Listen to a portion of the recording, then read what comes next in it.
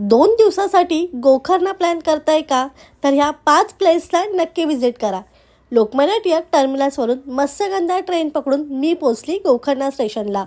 पहिल्या दिवशी मी एक्सप्लोर केलं निसर्गाचा अद्भुत चमत्कार असणारी भारतातली ती पण कर्नाटकामधली याना केव्ज. नंतर मी पाण्यात मजा करण्यासाठी गेली ती म्हणजे विभूती फॉलला. ह्या विशाल विभूती फॉलला नक्की विजिट करा. दुसऱ्या दिवशी सकाळीच मी निघाली महाबळेश्वर स्वामी मंदिराचं दर्शन घ्यायला. इथे आलात ना तर तुम्हाला इंडियन पारंपरिक कपड्यातच एंट्री आहे. मिनी केरळ आणि उंच नारळांच्या झाडांचा नजारा पाहायचा असेल तर होणावर बॅक वॉटर बोटिंगचा अनुभव घ्या.